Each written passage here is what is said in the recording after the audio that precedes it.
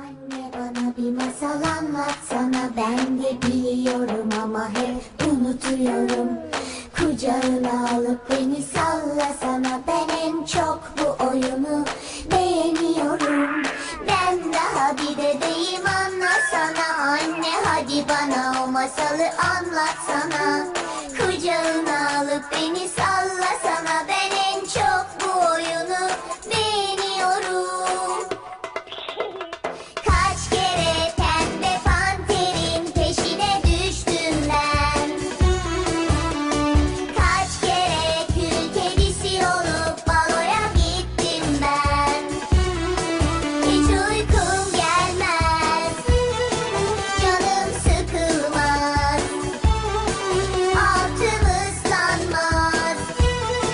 Yine de benim sözüme güven olmaz.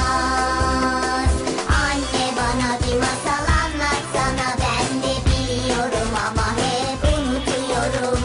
Kucağına alıp beni sallasana, ben en çok bu oyunu beğeniyorum. Ben daha bir bebeğim, anlatsana anne, hadi bana o masalı anlatsana. Kucağına alıp beni sallasana, ben en çok bu oyunu beğeniyorum.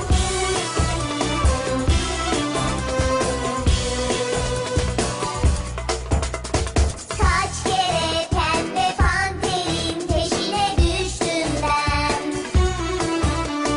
Kaç kere kül kedisi olup baloya gittim ben.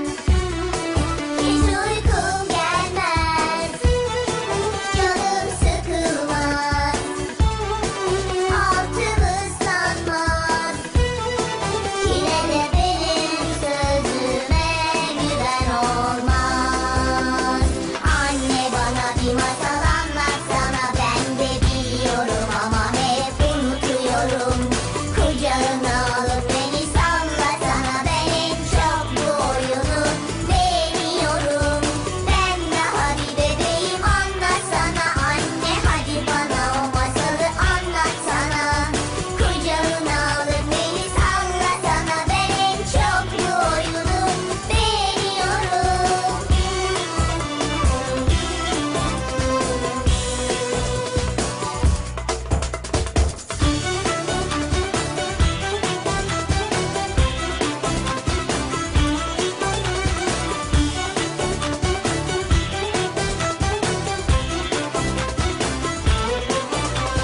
Anne bana bir masal anlatsana, ben de biliyorum ama hep unutuyorum.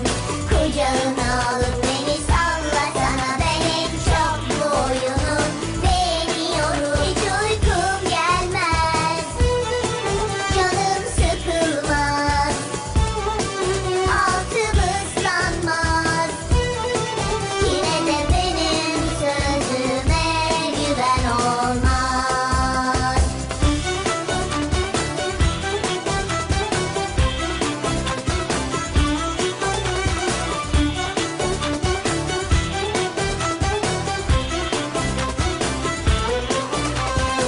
Anne bana bir masal anlatsana, ben de biliyorum ama hep unutuyorum.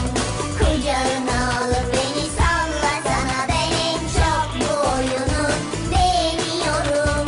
Ben daha bir bebeğim, anlatsana anne, hadi bana o masalı anlatsana. Kucağına alıp beni sallasana, ben en çok bu oyunu beğeniyorum.